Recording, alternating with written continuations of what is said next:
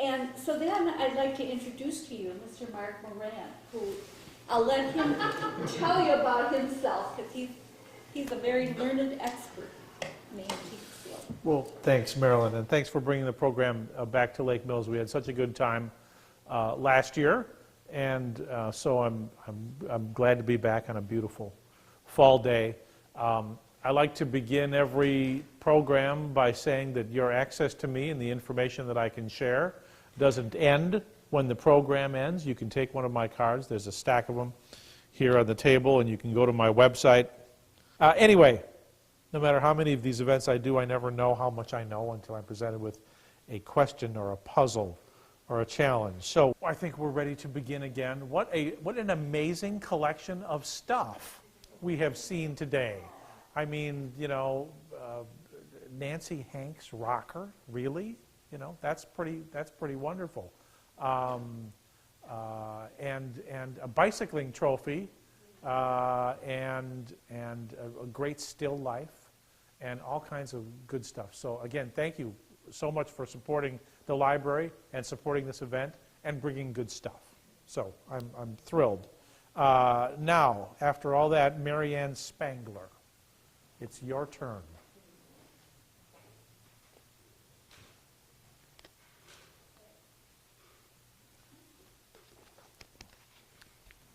My goodness. You're keeping up our wild and crazy lamp tradition here.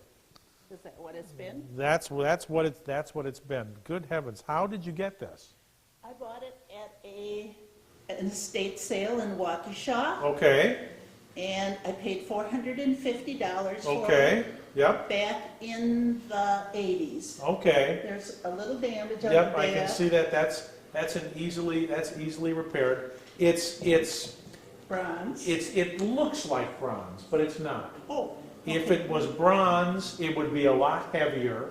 And so what it is it's spelter. Spelter was an inexpensive alternative to bronze, lighter weight, but very, very brittle. So so this damage on the back, it makes perfect sense because of the bronze. It looks like it's been rewired. Yes, and it's signed. Yep, it's signed right down here. And it's signed back here. Okay, so in the front here, it says Rosé de Matin, the flower of tomorrow, right?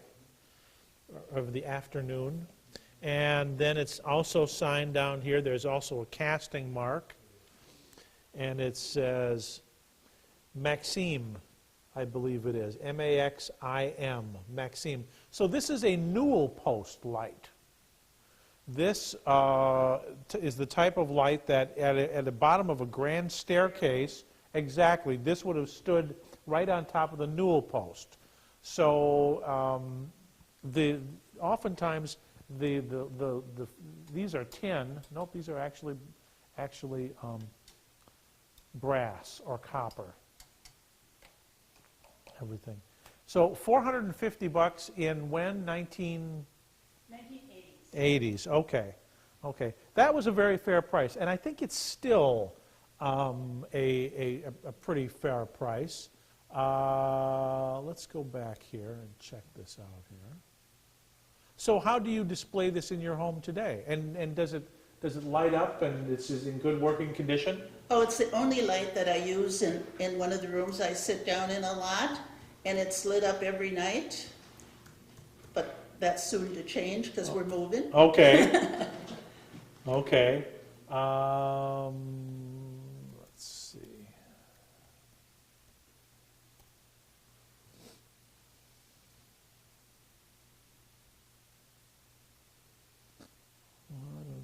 Let's see here. Georges, I believe it's Georges Maxime. Yeah, because it says right there. GEO. Okay, good. Yeah. Yeah, yeah.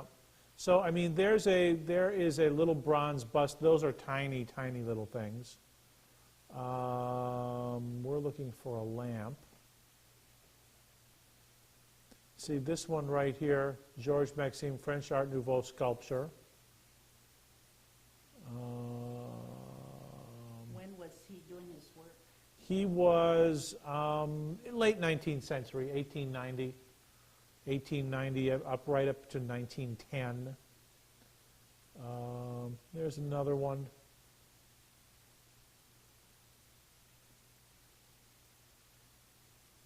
So let's just look for a newel post lamp, and I'll show you what they...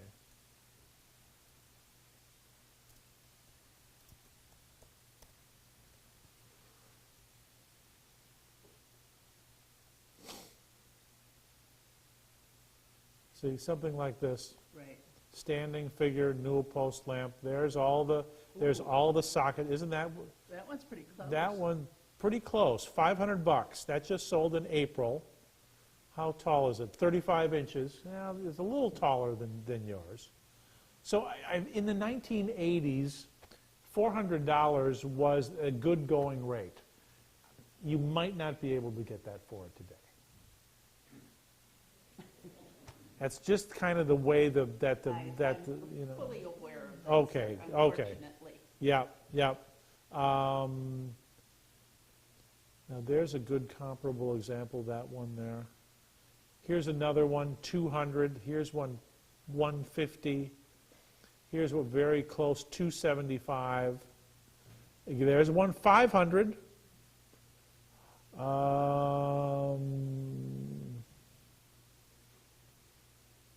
Again, neither of those sold. So 500 seems to be, there's one 600. Let's open that one up.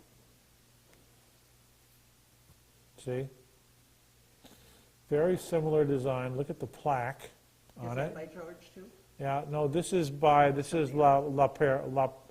Pearl, signed by L-A-P-E-R-L-E, La Pearl. $600. That was a year ago, August. 33 inches tall. Very fancy. There it is. So you just have to find the right person. If you could get $400, I think you should take it. You know, with the factoring in the damage and some good metal worker. Actually, a kid in metal shop class could probably fix that for you. Yeah.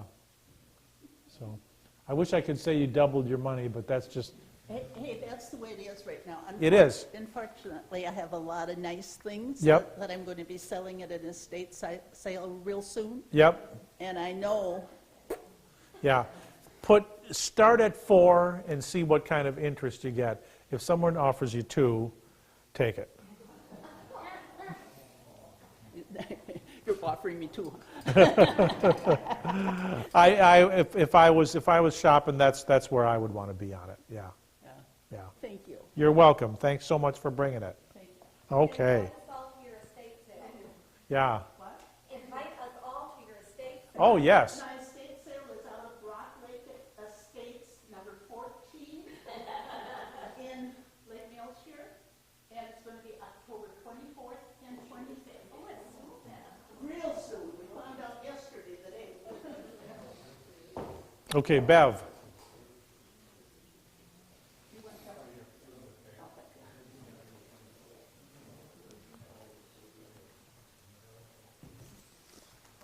I can get it. Okay, that's all right. We can take it up here. Sure.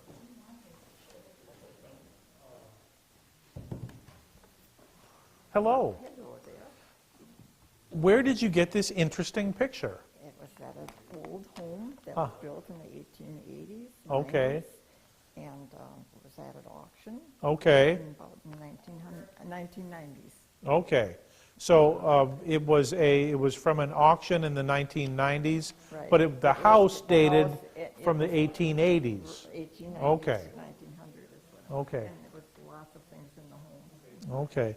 So this shows a race on the ice of a pair of sledges or sleighs, and I have a feeling that once upon a time this was a much more colorful painting, but I think it's faded in the sun or something else has happened to it because it's so monochromatic. It's signed, it looks like Elnor or Einor, and I can't make out the last. I'll tell you what looks like happened to it. It looks like someone cleaned it. with a scrubbing brush or something like that.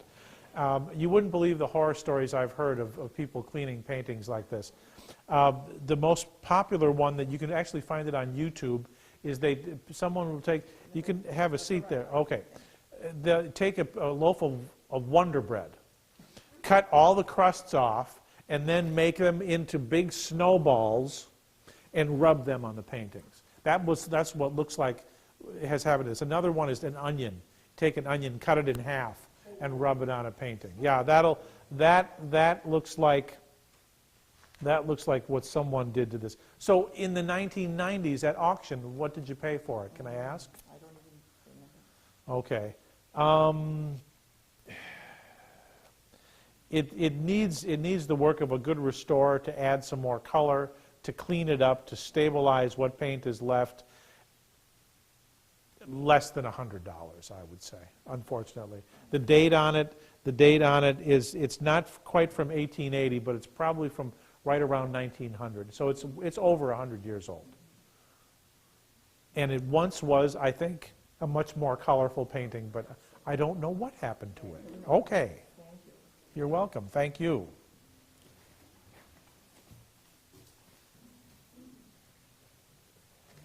There you go.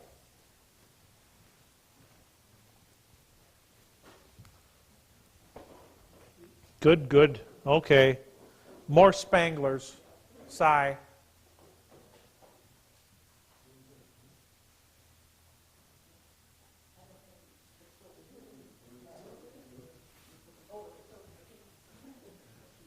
This one here?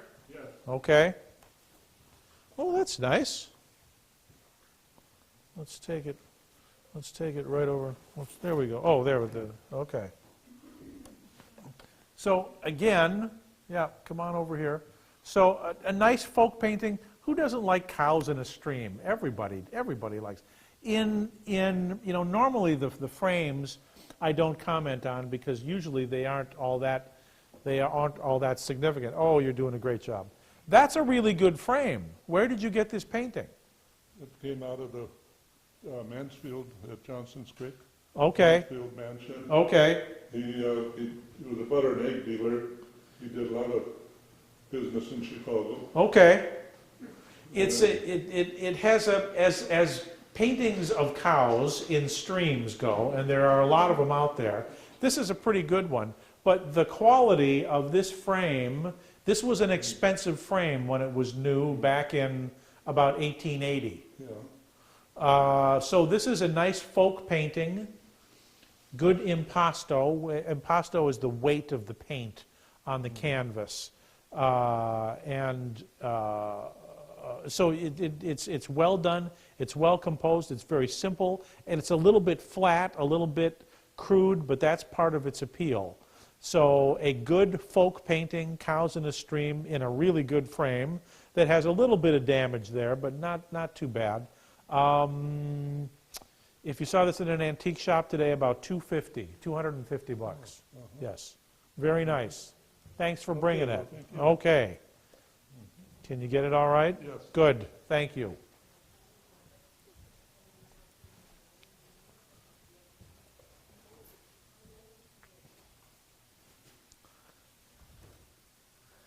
Thank you to all the Spanglers for bringing in such fun stuff.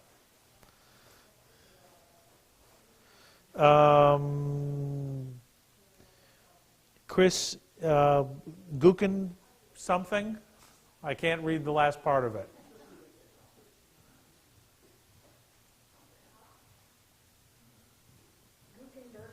It is burger. Well, see, no, it's you can see why I had a little trouble there. See, it's okay. Guckenberger. Oh, that's a good name. And this is a good coffee pot. Coffee or tea? Coffee. Okay. Yep. How'd you get this good coffee pot? My aunt gave that to me, and I recall it being in their house from when I was a kid. Okay. There's no markings on it. There is absolutely no markings on it. It's kind of the coloring is kind of like pewter, but it's not pewter. It's It's a base metal with this enamel body.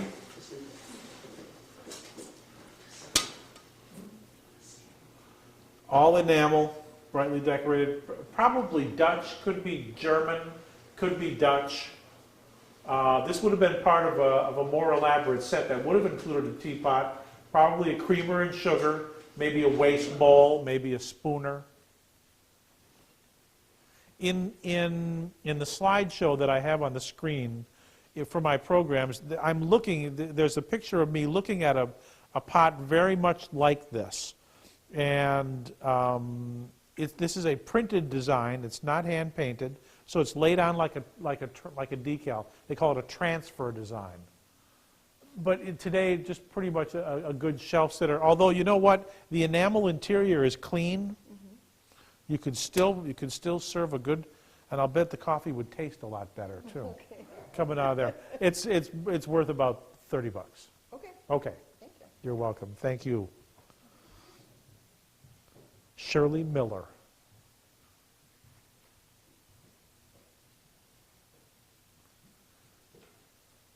Shirley was about the first one here today. You've been sitting there for 2.5 hours. Just waiting to be up here with There we go. Well, I'm so glad you came. What did you bring me? Oh, pretty. I have a small collection of china Okay. cups and saucers. Okay. Now, I bought this at an antique store in Uh-huh. one of our neighboring towns. Okay. It does not have any numbers, Nope. but it looks like to me it's old china, It is. Yep. and it looks like it's predated before they put numbers on them. Well, I think that it does have good age. We should say it's eggshell. It's just absolutely feather light. It has a combination of gilt decoration and airbrush stenciling. These little blue panels here. So, and it's footed, a wonderful little footed teacup. Can you imagine drinking hot liquid out of this? I couldn't.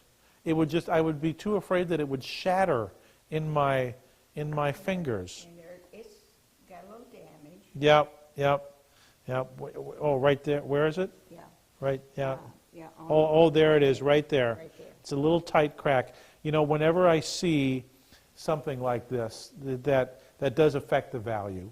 I'm reminded of a nice lady who called me up once, and she had a cookie jar that she wanted me to help her figure out the value of. She was describing it to me over the phone. And I said, is it in perfect condition? And she said, it's 95% perfect. And I had never heard anyone describe something as 95. You know, it either is or it ain't. And this wonderful little teacup is also 95% perfect. As a collector category, collecting cups and saucers was very, very big in the 70s and 80s but now the market for them is it's so soft. I'm more aware, I prefer the history of it. Sure. I know, because that's not perfect either. Yep. I would say that this may be a Japanese copy, but an early Japanese copy of a German from about 1915. Okay. About 100 years old. Because if it was German, it should have a number on it. All the German pieces had a number. So I think it might be a Nippon footed cup and saucer. Very pretty, but with the damage, maybe $10. I think I paid about 15, but. Yeah. Oh, I think you did just fine. Yeah. Yeah. But it's my favorite piece. Oh, I love it too. You don't see too many footed cups. Yeah. They usually just have a ring bottom, rather than a little footed one. But I'll bet it's Nippon. You bet it's what? A Nippon from Japan. Okay. Can I later get the spelling of that? Oh, Nippon. Nippon is what they called Japan before they called it Japan. It was called Nippon. Okay. So, Nippon. Okay. Okay. Thank you. Thanks, Shirley. That was fun. Pete Lorenz. Pete's not here? That's okay. That's okay. I think it's safe to say that we're going to get to everyone on the waiting list. Is that a fair assessment, would you think? We've had, what, 3, 4, 5? Pretty close. Okay. Okay. Gloria Hughes.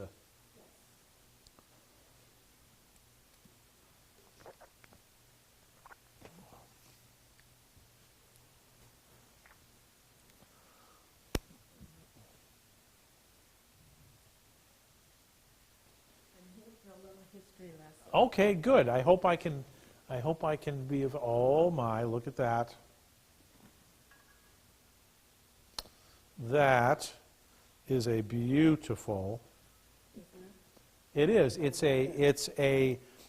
the glass insert from a bride's basket. Okay. Is that Now, what they call satin That, glass? this is satin. This is absolutely very good. In fact, this is cased satin glass. Because you can see on this side it's white, on this side it's this lovely misty green, and then you can see it's overlaid. So they call this cased glass because one color of glass has been encased in another color. So this would have sat in a silver plate base that would have had a handle over the top. So it would have been a fancy bride's basket from about 1890. How do you come to have this? It was my great-grandmother's, and she lived with us when I was a girl. And my mother had it and never liked the green color, and I love it. Well, And so she gave it to me. it's an amazing survivor. The quality of the enamel painting, the fall leaves here, it looks like a sumac leaf, doesn't it? Is really, really good. And it has a style number on it, 3/something95. But this would have sat in a silver-plated base that would have had a bale handle. So what we have here is a cased satin glass bride's basket with enamel decoration.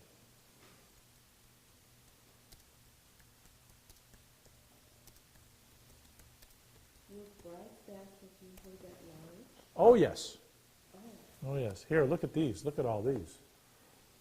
So these are, again, cased glass.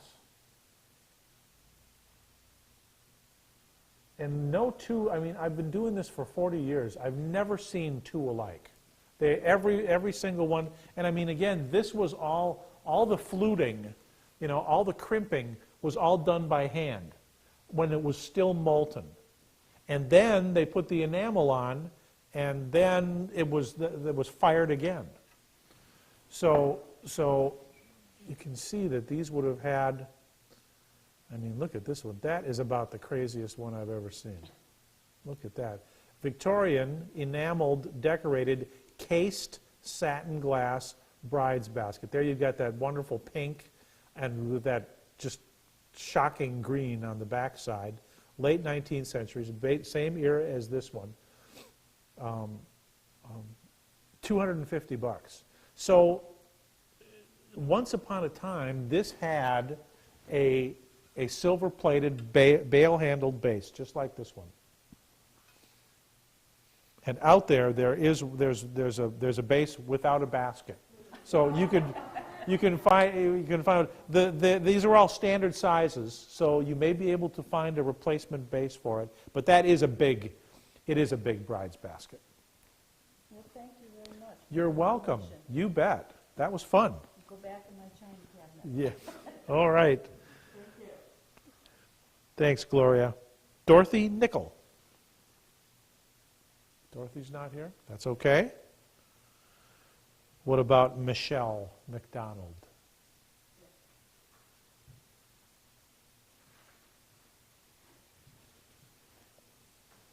Hello. I was cleaning up my grandmother's house, which is out in West Bridgewater, Massachusetts. Okay.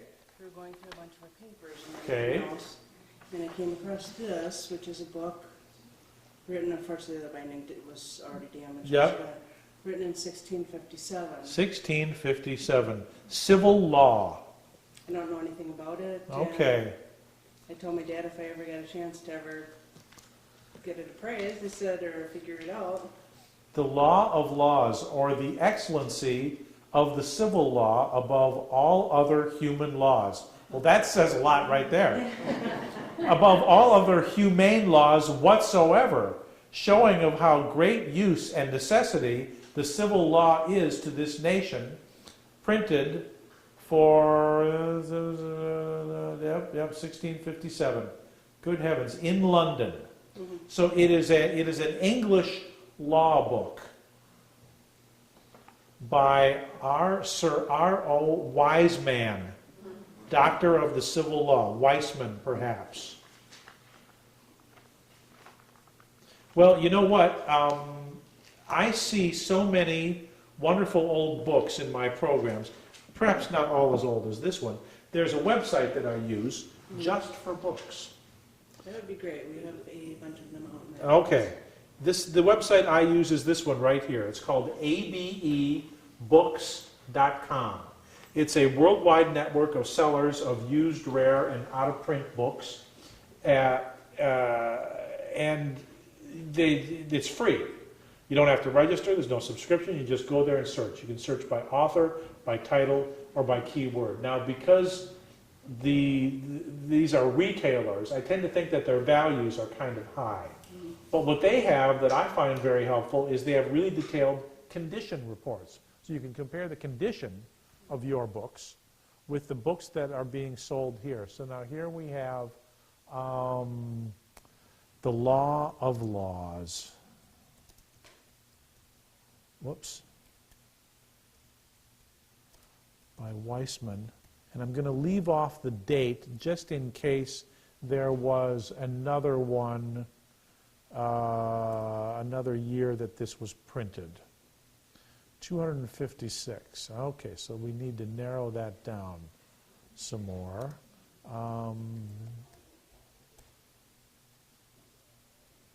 34. It's getting there. Why are we getting all this other stuff? It defaults to the lowest price. We want to go to the highest price.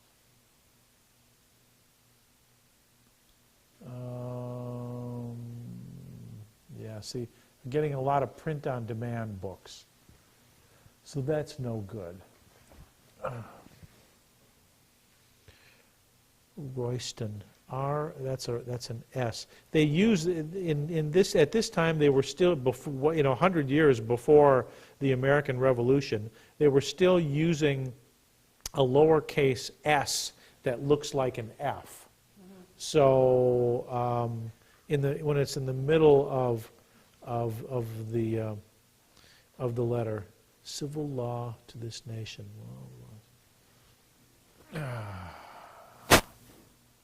Yeah, too many other options here.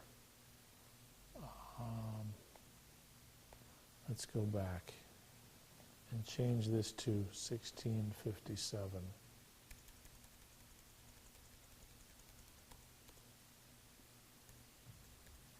If only age was the only determining factor, we would be a lot better off, but it's not. There are a lot of 17th century books that are out there. Yeah, see, by adding Weissman, it comes up as nothing at all. As a 16th century or 17th century law book, there is another place we can look here. Anyway, it's a really wonderful example.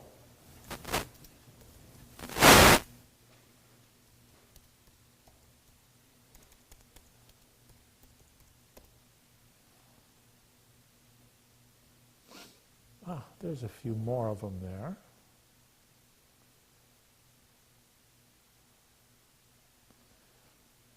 Here's one from 1728, also a law book, 100 Australian dollars. The Australian dollar is about 1-to-1 with the American The other thing that they would look for is toning of the pages. These pages are pretty toned.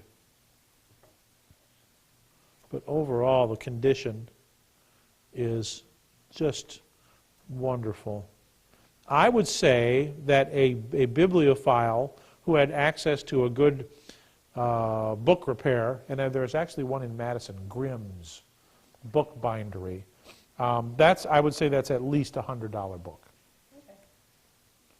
Thank you for bringing it. Thank you. In this forum, I wish I could spend more time digging into it. But again, ABE Books is a free website that anyone can use. Oh, thank you. Okay, thank you. Thanks, Michelle. Jill Kaczynski?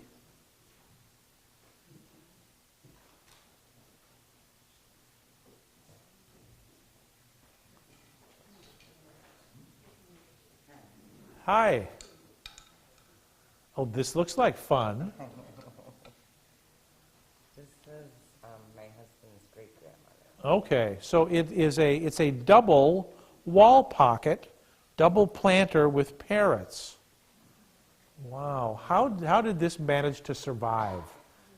It's pretty amazing. With also with a ceramic hook to hang it on. Look at that. That's just amazing.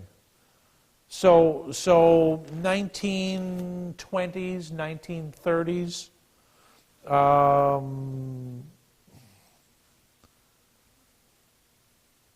I wish I knew who made it, but it does not appear to have any marks on it. Are you aware No, of any marks at all? no, I really couldn't find Yeah, yeah. It's just, how long has it been since there was anything planted in it? Oh, Yeah, I long time? yeah. Yeah. I would say it's definitely from the 1920s or 30s. The condition is just amazing. I'll let you hold that. I don't know if I could find a double parrot planter. I know there are parrot planters, but is there a double parrot planter?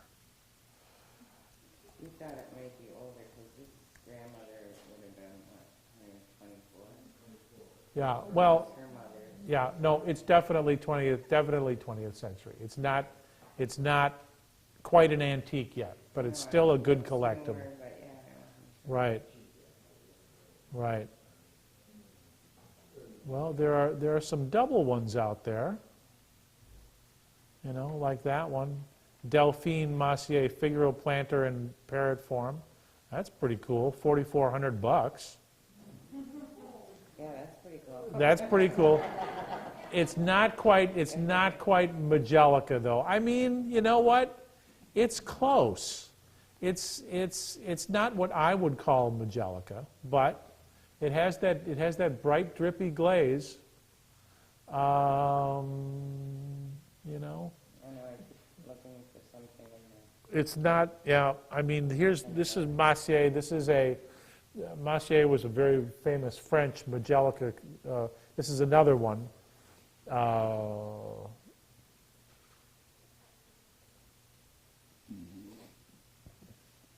Here's a footed Majelica planter with parrots, 2 of them. There they are.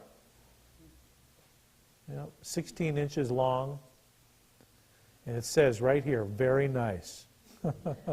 $130. The market for Majelica has gotten pretty soft, but I mean, there's a pair of them in the form of parrots. There's another one, 30, 70,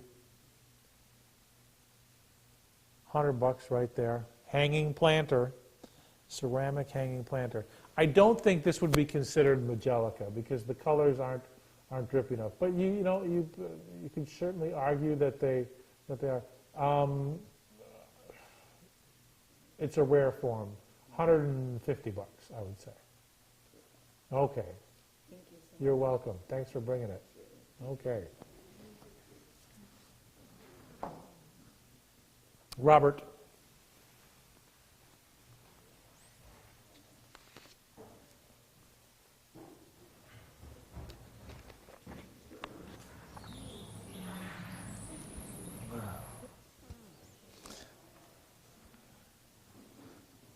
It sounds interesting.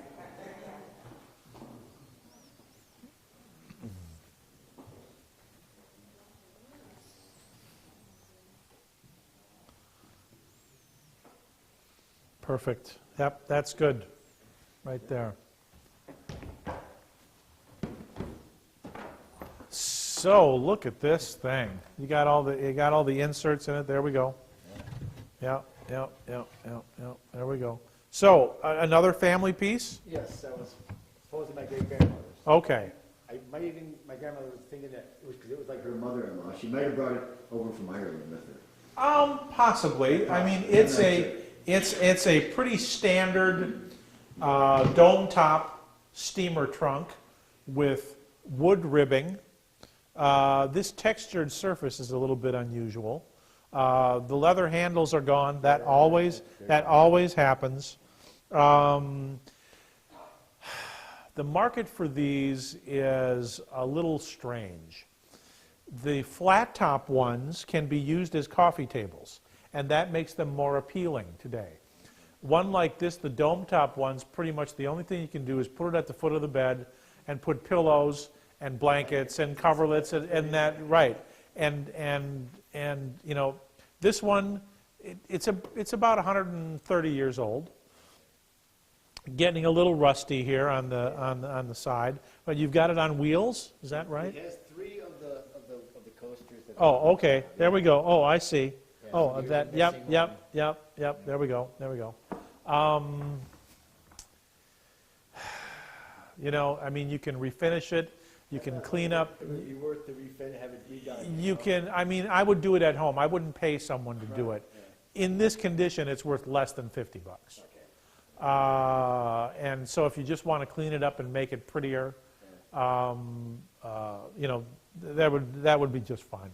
But again, the flat top ones make great coffee tables. The dome top ones, tougher market. Okay. Great. Okay. Okay, great. Thank you. You're welcome.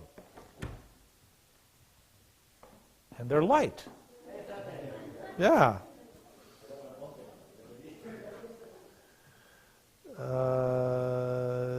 Judy, is it Studacek? Okay, again, it's written in pencil, and I can't decipher it all. So come on up here. All right, this is my buggy, which I received when I was a child Okay. back in the 40s. Okay. So I don't know if it was new then or not. I think it was. It's a pretty typical kind of a late Art Deco design in wicker for dollies, and there's a couple dollies in here. That's my dollies. Okay.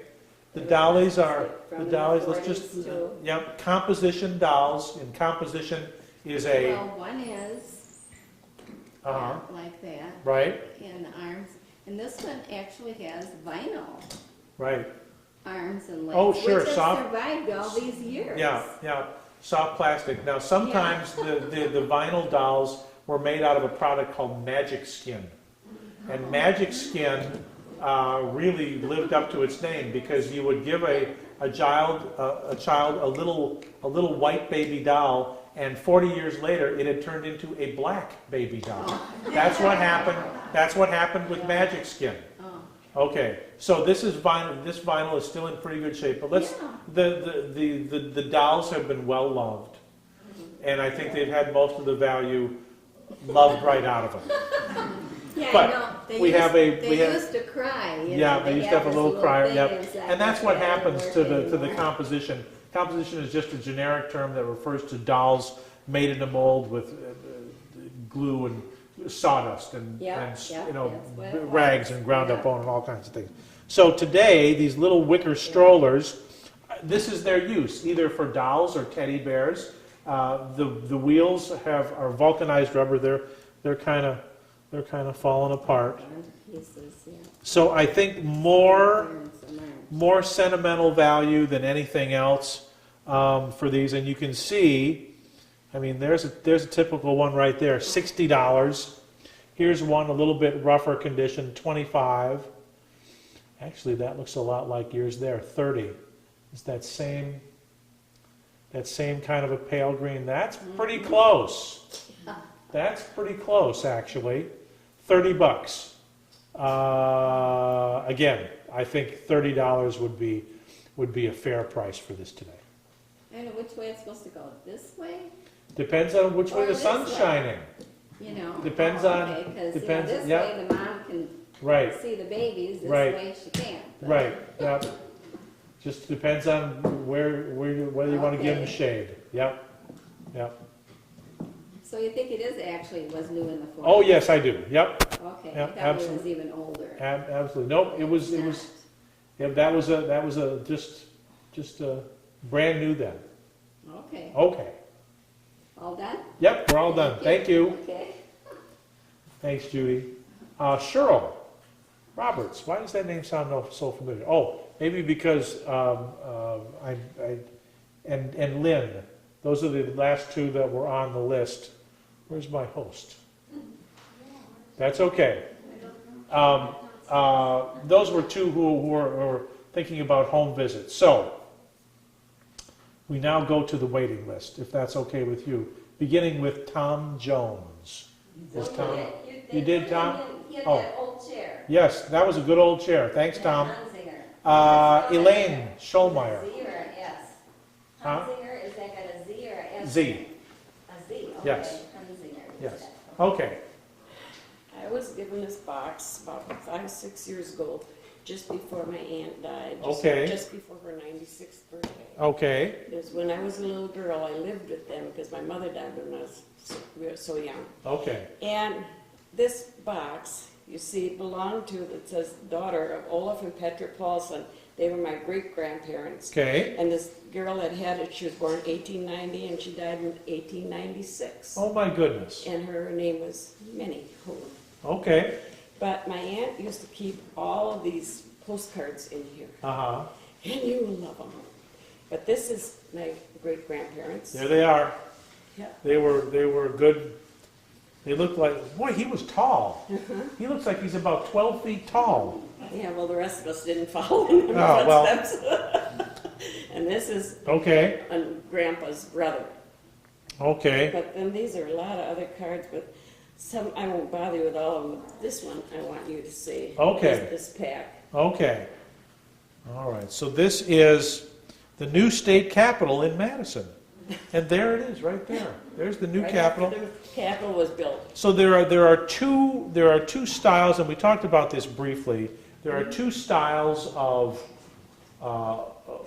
postcards that are very collectible today. One is the real photo postcard, which is like this. Your grandpa's brother showing off his shoes or Yeah. something like that. Uh-huh. His feet are stuck right up into the camera lens. Uncle Andrew, he must have been quite a Yeah. character. He died, let's see, when I was probably about 3, 4 years old. I Okay. guess. The other category is holiday cards. This one I really like. This one is very sweet. It says a little embossed. But see, it's got a 4-H, Red Cross stamp, and it's Yep. got 1911 on it. Yep, yep. Now, most of these are in the early 1900s. Yep, that was the Now, peak these you like. for, yep. This says Nora, Wisconsin. There is no Nora, Wisconsin Uh-huh. anymore. And Where this- was it? Over on 12 and 18. Okay, There's a Nora bar there yet. And here, it's another one, Token, Wisconsin. Okay. There's Token Creek over on the other side of Sun Prairie. that's pretty funny. Anyway, That's pretty there's funny. some from the university. Yeah, so these are real photo postcards Mm-hmm. that they show street scenes, so those are very collectible. Typically, you can go to the local, you might go to the Dane County Historical Society to see if they have, there's a minnow from Stoughton, Wisconsin. Man's holding a pike. There's the Stavkirk, that's in Little Norway, the Stave Church. So Halloween cards are the most collectible. Christmas cards, if you have Santa wearing anything but red. No, that's okay. We don't need to go through all of them. Those Yep. are Valentine's. Now here's another one. What is that? Yep, That was right. apparently a sympathy card. Yep, a mourning card. So just remember that if Santa is wearing anything but red, it's valuable. If Santa in red has almost no value. Because most of these cards were printed in Germany, and when St. Nicholas arrived on Christmas Eve, he was usually dressed in green or blue or purple or black. Yeah, he never wore red. So those are the most valuable I ones. won't find it now. But Yeah, that's it okay. was in lavender, I know. But see, Yeah. when I was a little girl and I lived with them, Yeah. I used to go through these boxes. I just loved it. Oh, yeah, no, it's great. And so when she was dying, Great memories. she was dying, she asked if I would want these. Oh, that's sweet. Now this one, though, this is a trade card. So it's got a sewing machine on the back. So that is the free, the only insured sewing machine. The sewing machine that you have been reading about in the magazines. The free sewing machine. That's I tell them from Edgerton. good advertising. And then Okay. here's a bunch of them that were from, let's say, two of my great-grandparents from Yeah. their grandchildren, Yep. and some to my great-grandma from Yep. her daughter. Yep. And here's some places in Norway. Oh, and by the way, most of these are written in Norwegian, which I couldn't read. Yeah. When I lived with my aunt, she could read some of them to me. Yeah, You know? yeah. But those are, Yeah. I like them. Yeah. right from Those are Norway. those are more sentimental value than The anything whole else. thing is priceless to me. Good. Good. So, Thank you for bringing but them. I just want to see what you had to say about it. Okay, yep. There's two categories to remember, real photo and holiday. Those are the best ones. Well, I will find them. Okay. Santa Claus ones, 'cause I Good. know I got some. Okay, Thank you. good. Thanks, Elaine. Okay, Marilyn, we asked Tom, we already saw Tom. We're at Pat Yan. And we are right on time. Hello. I have here what we call Grandma's dresser collection. Good. She always had these things sitting on her dresser. Okay. She kept pins in that. Well, that's the two-headed eagle. That's the Habsburg eagle on that one there. And that actually is a matchbox, I think. Yep, this is a little From my grandfather. this is a little match safe. His initials. Right, right, yep. There we go. And then a little bell. Yep. A little bell. It's got a nice tone. Well, the silver-plated matchbox is pretty cool. But you know what? The more I look at this, I think that this might have been a compact rather than a matchbox, rather than a match holder. For a man, though. It's got Yeah. his grandfather's initials on it. Well, but what it's missing is a striker surface. Oh, okay. There's no surface of ridges which you would expect to find on a match safe. It may be. It may. There used to be a little hook thing inside that kept the matches in there. Oh, okay. It should have been on that. Okay, that makes perfect sense. That makes perfect sense. So the Habsburg Eagle, this box is pretty cool. all brass, very light. Excuse me, very lightweight. And the bell, I don't know what the story is with that. That's unmarked. Somebody may have given it to her. I think is it cast iron? Nope, nope. It must be bronze or brass. Very, very nice. So the Habsburg Eagle box, about $20. The match safe missing the striker, about $10. And the bell has a good ring. Okay. Okay. And then the next one on your list, I think, is my daughter. She lives in Green Bay and was coming down to visit today. Okay. Annalie? Yeah. Oh, Annalise? Annalise, Yeah. But she couldn't make it? No, Oh, She okay. had brought her object down before. Oh, okay. Her Oh, father was there a we go. barber, so he had a collection. Of mustache. This is actually, this is a mustache cup, but it's also, I mean, this would have been for shaving. So you would have had a little cake of soap in there, the water in there, lather it up, shave it out. Transfer design with roses, very pretty, made in Germany, right around 1900. $10. The real valuable ones are called occupational shaving mugs, and they have pictures of people doing things on the side of their jobs. Unfortunately, he himself kept that one. Oh, he did, okay. Well, those are pretty valuable today. Okay. That was fun. Thank you, Pat. Okay, Heidi. And then on this other list, Marilyn, how many more do we have to go, do you think? 2 more after this. Okay. Hello. Hi, my parents moved 13 of us, 14 kids, up into a different home in Green Bay, and this was left in the house. Uh-huh. There was an older couple that they must have sold the house, so this was left. Just need to know what it is. Sure. I see so many of these wonderful little toy stoves, and everyone wants it to be a salesman's sample. And that's what my mother thought it was. Okay, I'm pretty sure it's not, though. I'm pretty sure it's just a wonderful little toy stove. It's an Eagle brand, and most of these are cast iron. This one is not. This one is tin, so it's a little lighter weight. Yeah, my sister kind of looked at it and said, "You take it, it's yours." But I was like, Okay. cotton thing. So Eagle made quite a few of these. Here's what some of them look like in colors. And there's the blue one, that kind of dusty teal color. That's this one right here. The exact same stove. So it came in sizes. There's 3 of them here, white, kind of a periwinkle blue, and then this teal wood. $50 a piece. They sold for $150 for the whole group here. Let's go back here and see if there's some more. Look at that one. They were made by Hubley. This one looks like it has never been played with. Look at that thing. So it's a toy. It is a toy. Okay. Yep. So that one probably more like $25 or $30. Okay. Thank you. You're welcome. Let's see. Who's next, Marilyn? Next would be Walter Liebenau. Dr. Liebenau. Yep.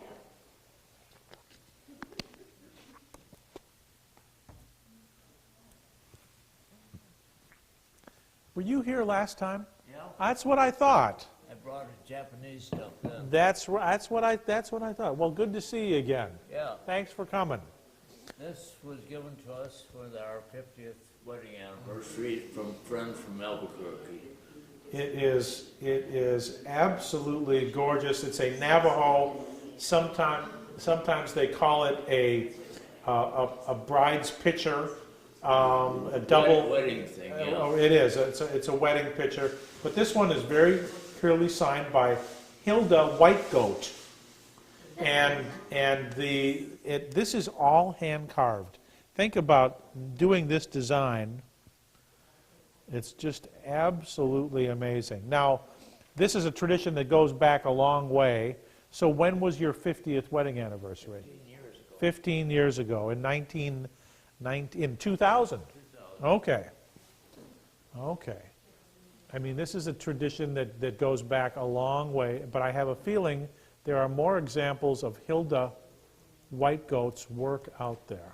I wouldn't doubt it.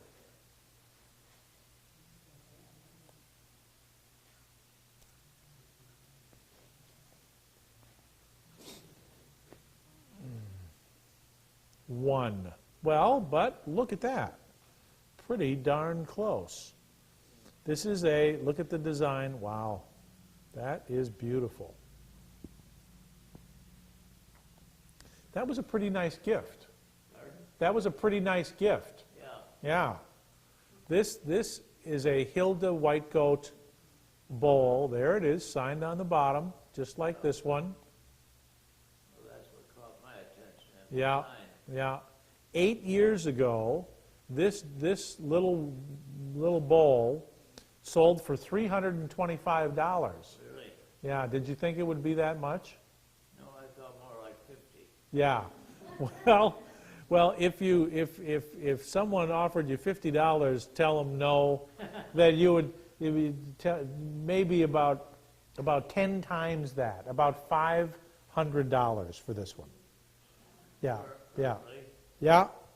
Yeah. Absolutely. So Yeah, that was a wonderful gift. Okay, thanks for bringing it. Two more, I did a miscount. Okay, that's all right. So Dave, you're next.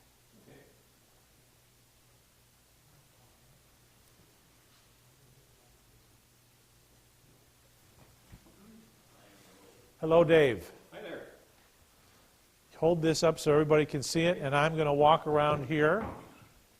That is a picture that was left to us by my folks, and I don't know when it was done, and I don't know anything about the author. I believe the artist is a man Right. named Schobel, I believe. Schobel, yep. So it's a scene. It looks like probably the emperor of Germany, Yeah, I would that's what guess. I thought it was German too, yeah. Yeah, yeah, and having a very fancy dinner, probably dating from the scene here. Probably dates from the mid 18th century, so about 1750, perhaps. And this image, though, is a photomechanical print. So it's a picture of a picture. Oh, picture. Okay. Yeah, and it's got a pretty good ripple in it there. So it probably dates from the 1940s, 1950s, perhaps maybe 1950s. If it was in better condition, let's turn it around.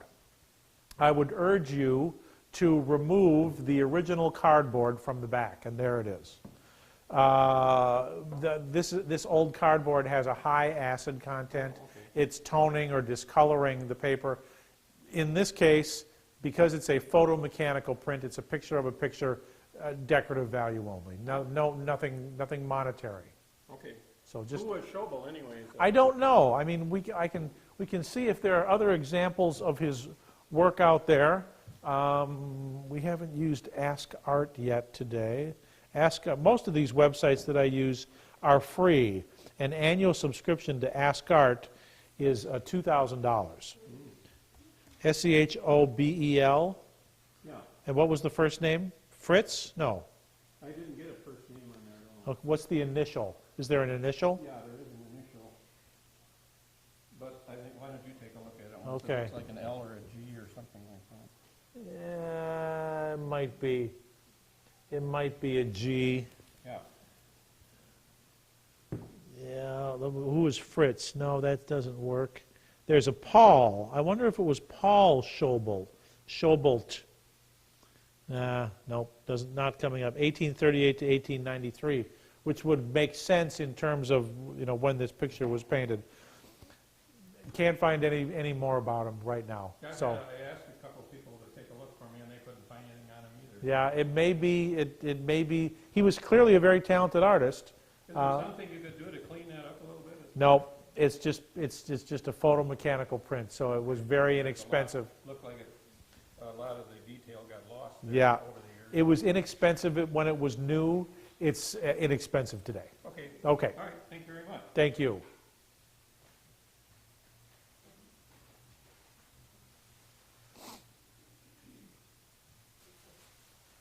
The big finish. That is a good-looking decoy, and it's branded on the bottom white. Who was that? Don't know. Don't know. It reminds me of a Mason factory decoy. The Mason factory decoys tend to have these kind of plump bodies. How do you come to have this? What? How did you get this? I don't know, my husband got it. Oh, He used it for hunting. okay. Well, I mean, this is a working decoy.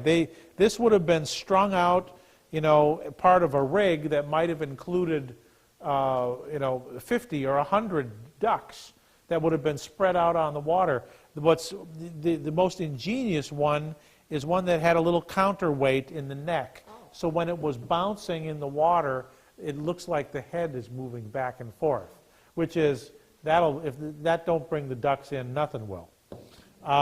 So Mason decoys have these kind of nice fat bodies.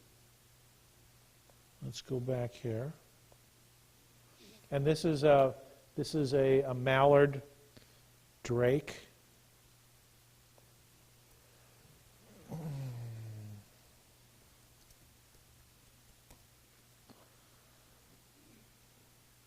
See, they have these kind of they have these kind of fat, chunky bodies.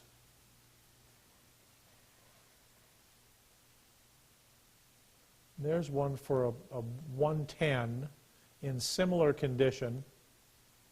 See those same big rounded bodies, although the head attachment is completely different. Anyway, that one sold for 110. I would say if you could get $100 for it, that would be a lot of money. So I think that would be a fair price. Thanks for bringing that.